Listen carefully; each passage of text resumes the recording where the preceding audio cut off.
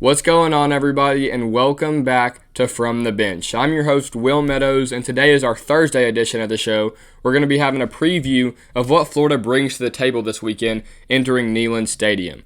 We're also going to have a special guest on today's episode, Cain, host of Locked On Vols, but his segment will be later in the show. Before we get into anything, make sure you guys subscribe to the channel and leave a like on this video.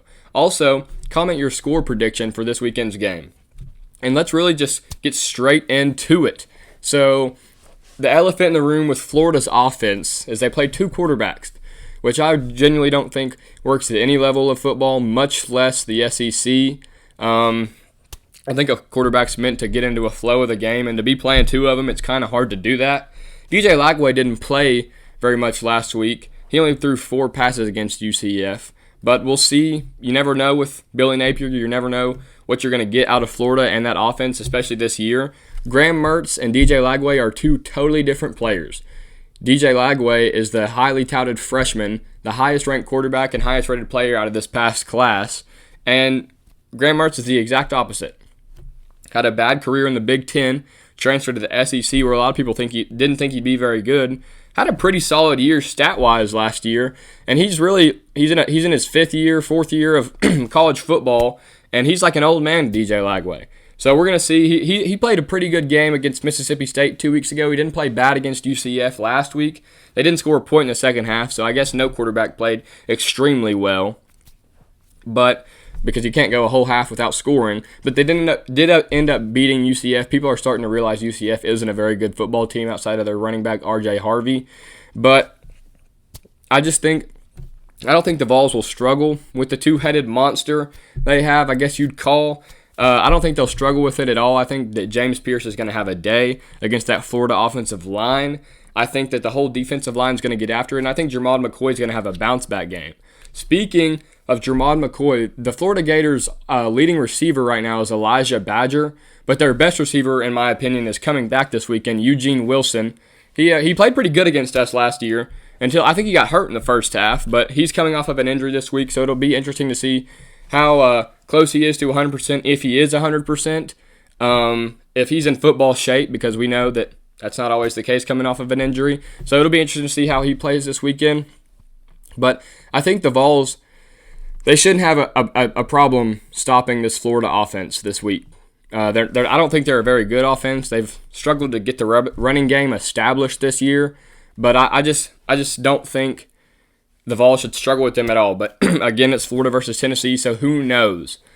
On the defensive side, or on Florida's defensive side of the ball, our offensive side of the ball, Florida has struggled stopping the run all year.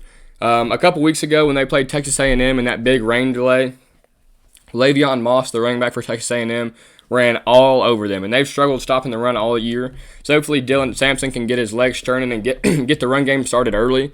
But I also, tying in with that, Florida's secondary is not very good, so hopefully we can attack their secondary. Hopefully the run game opens up the pass game. We can get some play action going and some deep threats, deep shots going down the field. Obviously that's what a lot of Knoxville wants to see right now, just after the recent struggles with the offense and the play calling. And we'll talk about a lot of that on our segment with Cain, which is going to be coming in a few minutes. But again, like I said, I want you guys to comment what your score prediction is, because I think this is a game that the Vols should take care of. It's going to be a statement game for them after what happened this last weekend. And you lose this game, oh buddy. I mean, it could go south real quick for this program this year. I'm not saying it's going to go south for the whole program, because I think Josh Heupel's built an outstanding program. But, I mean, you lose this game at 7-5 and 8-4 could be in your near future. You win this game against a team that you're better than, but a team that obviously we know we have history with. You win this game and you win it how you should, just based on the two teams and how they match up. This could be a turning point for the Vols. Coming off of a rough week, if you beat your biggest rival, or some say your biggest rival, it's always weird with Tennessee. Is Florida your biggest rival? Is it Alabama? Is it Georgia? Some say. Obviously, the country says it's Vanderbilt, as we're going to play them every year, but Vanderbilt's not really a rivalry for us. But we'll see. I think the Vols should take care of business this week. But let's get into our second segment of the show, our main segment of the show. We're going to have Cain on the episode. So without further ado, let's introduce him. What's up, everybody? Welcome Eric Cain to the show, host of Locked On Vols. Eric, how are you, man? I'm good, Will. Appreciate you having me on, man. Thank you for coming on. It means a lot. So, what do you think, just getting right into it, who do you think the Vols need to get more involved this weekend offensively against Florida? Yeah, I know he's kind of banged up right now. The availability report, the first one of the week, came out last night. And Dante Thornton was listed as questionable, which like he finished the game, obviously had that Yeah, catch on the last drive, and it was actually Squirrel White and Brew McCoy who exited the game and didn't come back in, who were listed as probable. So it's a little confusing there. But I think Dante Thornton needs to be more part of the game plan. I mean, I know he plays, and I think he's got like 8 receptions or 9 receptions on the season and like 3 touchdowns. He's that big play guy, but I yeah, just think he's taking strides, and he is who we thought he was going to be a season ago. It just kind of took a yeah. year, right? And um, he's what he was at Oregon, like a big play guy. But I think that he can be more than just the big play guy in this offense, especially when Tennessee's still trying to figure it out in the passing game. I mean, Brew, Squirrel, when healthy is, we know what Squirrel is in the slot, but to this point, I think Chris Brazzell's been a bit of a disappointment, a little inconsistent. But I think Thornton's kind of stepped up and really taken advantage of a year in the system. So, long about way, I would say Dante Thornton. I just think that he's producing at a clip that really nobody else in the receiving game is doing right now. So I'd say Dante Thornton. Yeah, he definitely is making strides compared to what he was last year. Again, I thought he was going to be a lot better than he was last year. A big 6'5" guy who runs a 4.3, 4.4 40, and he's starting to kind of put it all together. Do you know what his injury is? Or Heupel didn't say anything about it in the press conference earlier in the week. All he talked about was Brew and Squirrel. Yeah, I'm not really sure about Dante, to be honest with you.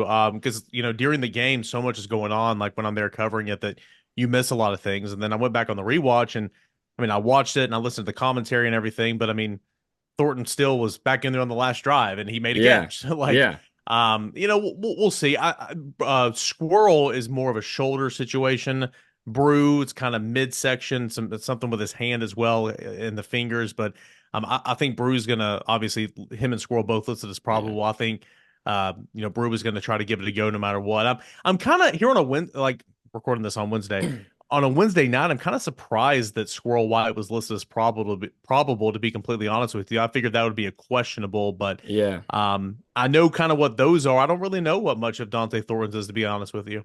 Yeah, I saw Heupel was talking about bruised ribs. I didn't know what happened to his ribs, but I saw after he made those two catches earlier in the second half how he came off like grunting when they were messing with his hand and his wrist Mhm. area. So I kind of knew what that was about. I knew Squirrel wasn't playing on the last drive, but I didn't know what it was in the game. After Heupel talked about it, obviously I knew what it was. But yeah, hopefully Dante Thornton is able to play this weekend because, like you said, he's our big play guy, and we need some big plays this weekend, especially with all the questions around the play calling. So he'd definitely be a guy that we'd like to have. But if he doesn't play, like, do you think a guy like Mike Matthews or Brandon Staley could make some big strides in their freshman campaign?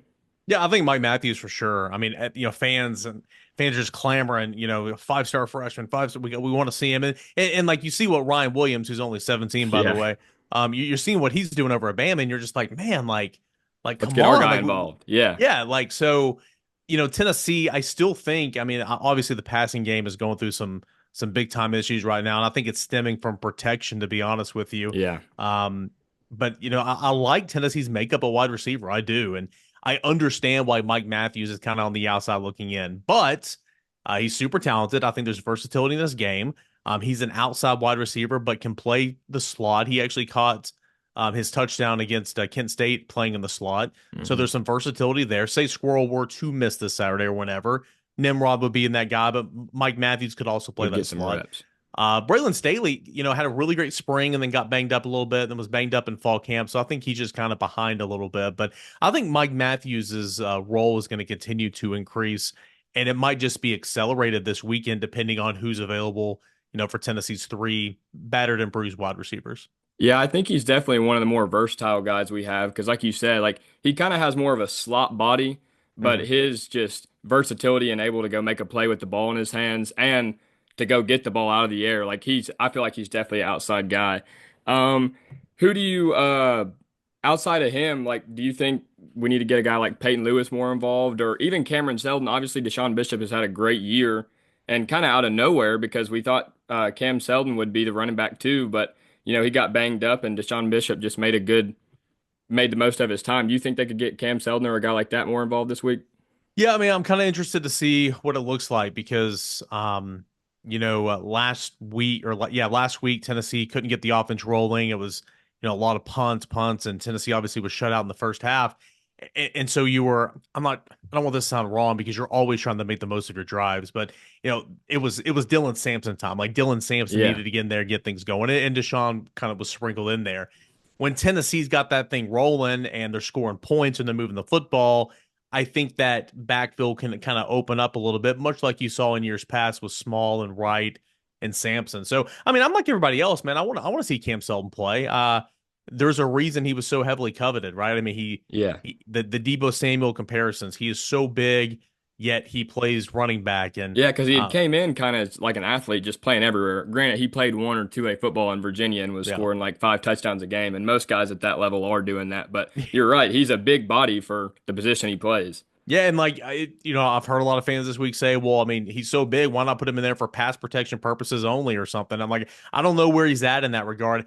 Knowing he's a young guy, I mean, I know he was a redshirt last year, or I know he was here last year and went through practice, but kind of a younger guy early in his career. Typically, that's when you struggle with pass pro. Yeah. But that was really bad by Tennessee's running backs the other day. I mean, Tennessee's offensive line wasn't great.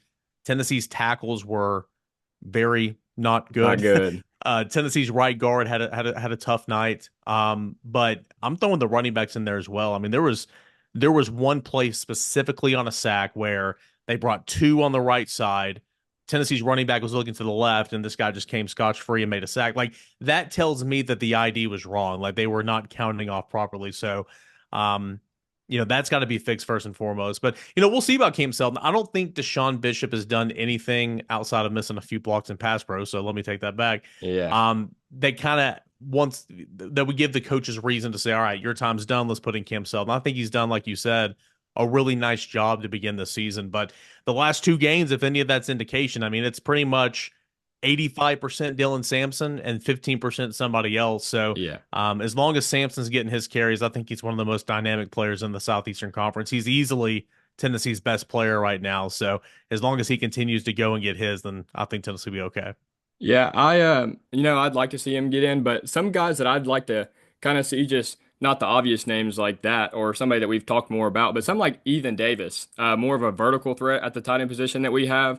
Obviously, we know Holden Stays and Miles Kitselman have had a good year, but Ethan Davis played good in the first game. He had a first passing touchdown of the year, so maybe a Yeah. guy like him get in. And again, like we just talked about, Mike Matthews. I've thought since the Kent State game, because even like after that punt return that he had after his first few catches, like he just looks electric with the ball in his hands. I'm not saying he's going to go be a Ryan Williams because there's not very many of those on the planet, but just giving him a shot with the ball in his hands, see what he can do. You brought up Ethan Davis, and I'm like, I love the story of Deshaun Bishop this year. I love the story of Miles Kitselman. Miles Kitselman's story, I mean, it's great. It's why you love college football. I mean, he's a Yeah, guy that, wasn't recruited at all out of high school, went and played JUCO. All right, went to Alabama, and in 2 seasons, I think he caught like three or four passes. yeah, I mean, he played a lot. He was on special teams, PAT, blocking tight end, but didn't really do much. And then he came in here, and like Tennessee's main priority in the portal was to go get a tight end. They went and got Holden Stays, had Holden Stays in and Jordan Dingle of Kentucky in at the same time. Essentially said whoever wants in first gets the spot. It yeah, was Stays that jumped in. Dingle went back, and Mark Stoops says that nobody was interested to begin with, which is hilarious. Um, but like I love the story of Miles Kitselman because he just kind of came out of nowhere, no fanfare, won the job, and but like I coming into the year, we thought all three of those guys were going to play kind of even. But like if Kitselman's your guy, that's fine. But at the end of the hmm game, and he's played 77 snaps or whatever, 67 snaps, whatever it was, and you're running still 11 personnel, but you're going doubles. Like if you're going to keep a tight end on the field, like but in that situation where it's obviously passing situation, trying to get down the field, why not take him out there and put Ethan Davis in, who is a bigger wide receiver at heart? yeah, Like yeah. that's Like that's more of a his vertical threat, position. like I said. Yeah. So like I don't know, man. Like they want him to become more physical, and I understand that because again, his background is wide receiver. hmm Um, and I think he's taking strides, but like they're Kitselman is their guy right now. But like in those situations when you're playing from behind and yeah, you need to move down the field. Like I'm with you. Like I don't know why Ethan Davis wasn't in there in that situation. So Yeah. I'd like to see him sprinkled in there as well. I mean, Tennessee's got a lot of players. They just got to find a way to get the football to Yeah, them got and to find a score. way to get them in the. Can't play everybody. Can't get everybody the ball. And it's kind of Yeah. like you say about Miles Kitselman. Like adding on to that, that's got to be the least like covered like Alabama transfer into Tennessee that or something like that from a big school to us like that I've ever seen in my life. Like nobody, unless you like pay attention to it a lot, like me and you do. Like a lot of people didn't know who Miles Kitselman was Yeah. coming into the year. Because I remember in the first game against UTC, like I was at the game with all my buddies, and they're like announcing the starting lineup on the screen, and they see him come up, and they're like, "Who in the world is this?" Yeah, I So mean, he's a dude that like again, I remember when he came in on his visit and he committed like on the spot and yeah, we had some write-ups about it and everything, but everybody's like, "Who is this guy? yeah, seriously, We wanted him. We were in on him. He didn't do anything at Bama." Like, and the story there is I forgot his name and I apologize, but Tennessee had a support staffer, okay?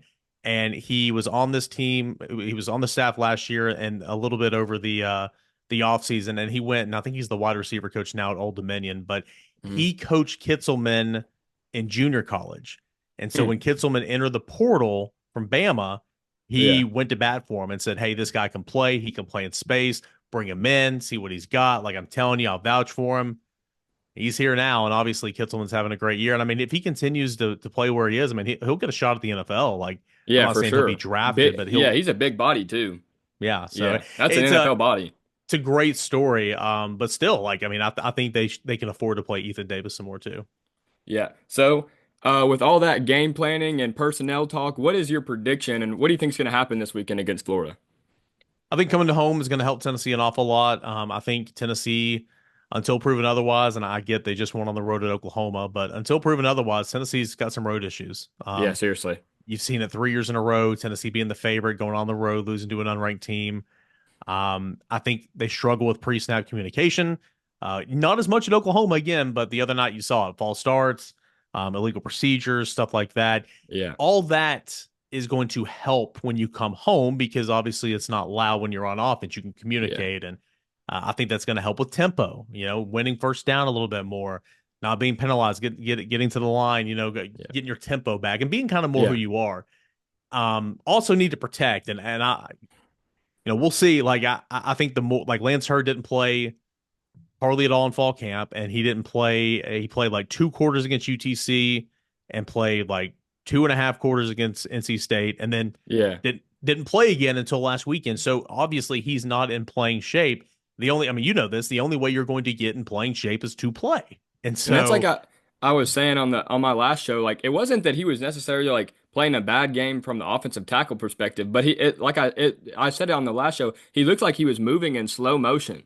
yeah, Like the whole game, but especially if you watched him on the last drive when I went back and watched the game, like he's just like huffing and puffing and slowly just getting around. You can tell he's not in playing shape. and you know this in basketball, man. Like you get tired, your technique gets sloppy, you get Hmm. lazy. Okay, and so like I don't think. I mean, I'm not like somebody was message board stuff like talk about, oh, you guys are bashing players. I don't bash players. That's not my style. But being Yeah. critical is a part of the job, and like that doesn't define him as a player.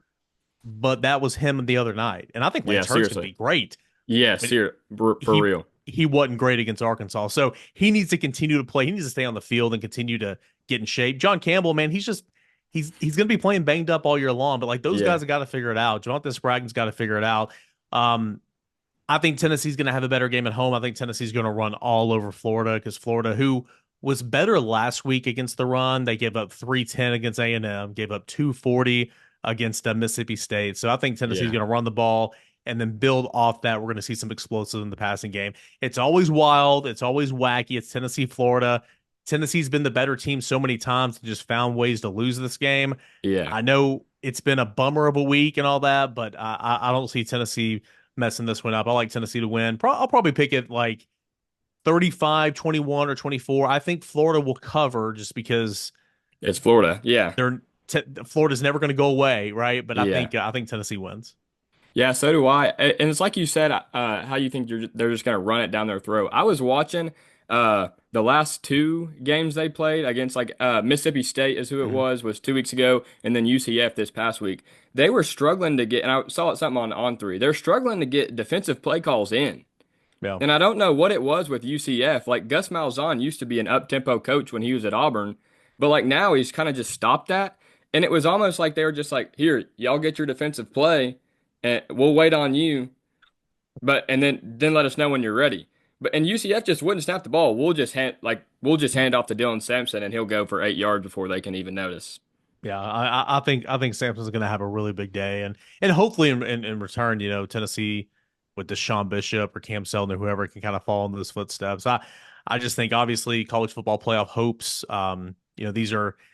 These are kind of must wins now, right? I mean, you can afford to lose two and still, in my opinion, be good enough to get in. But like you've already lost one. You've Yeah, got Alabama next week. You've got Georgia, and that's going to be an incredibly tough game on the road in yeah, Athens. So these are kind of must wins, in my opinion, or I think the seriously. sky's going to fall in terms of this fan base. Yeah, So, seriously. I think this is like a really not a turning point because we kind of know what we need to do.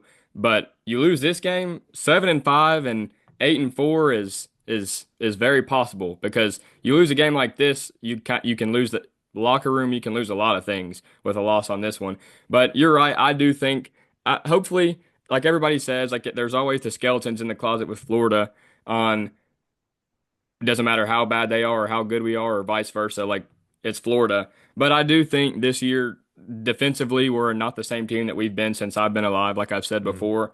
And they're the worst that I've probably seen them since I've been alive too. So, and I mean, I just don't think playing two quarterbacks in the SEC works at all.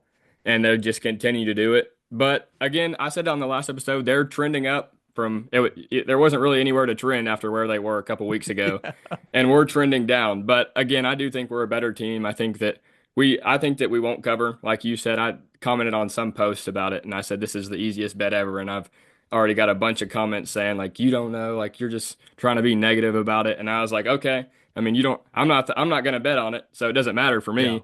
But It's more of you're, those. It's more of those like I wouldn't touch it, right? Because yeah, clearly Tennessee's the better football team, but last year, clearly Tennessee was the better football team, in my yeah, opinion, last year. But that's a good way to phrase it. It's one of those you probably stay away just because, everything says Tennessee should handle business, but Florida will make it interesting because they always do. I want to do this, man. I mean, I know this is your show, and you've already kind of gave your bio and your backstory, senior at Central High School and all that. So obviously people know you're 17, 18 years old.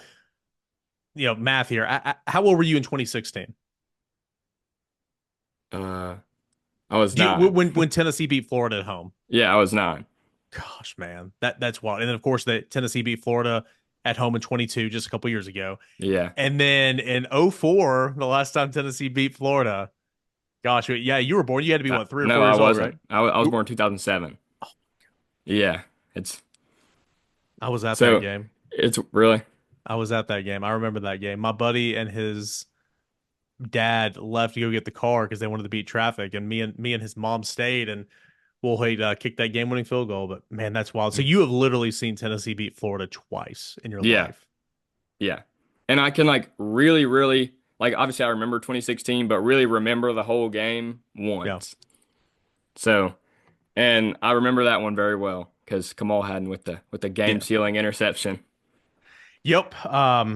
Gosh, man, that's it just goes to show you, like, again, like Tennessee wasn't like winning any like championships, but Tennessee was still a better football team in several of those years and just found a way to lose it. So Yeah, I don't think and that'll be the case this week, though. yeah, I don't think it will either, but again, I didn't think it would be last week. But hey, I'm trying to have a better outlook on it. That's like why I had a positive show on Tuesday because I got a lot of comments on how the Monday show is not very positive.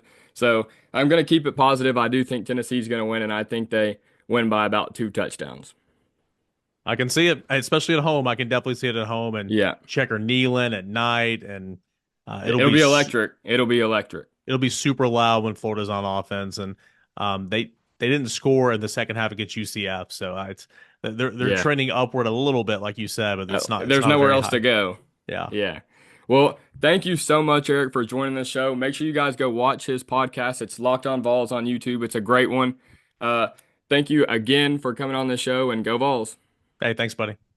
Again, thank you to my guy, Eric Cain, for coming on the show today. really taking time out of his day to be on here. Eric's a great guy. Make sure you guys go watch his show. It's called Locked On Vols. He's been so good to me in this process of getting this started up. He's really kind of, I tell him this too, I think he's like my mentor in this. I go to him when I need knowledge about all this stuff. So again, just a great guy, and he knows a lot about what he's talking about. I think he has, me personally, I think he has the best podcast there is about Tennessee sports. So make sure you guys go check that out. And thank you guys again for watching. Thank you guys for all the support this past week and since we started this show. And make sure you guys leave a comment of what you think your score prediction is for the game this weekend. I'd love to respond to some of you guys and talk about how you think the game's going to go this weekend. With all that being said, thank you guys for watching the show, and go Vols.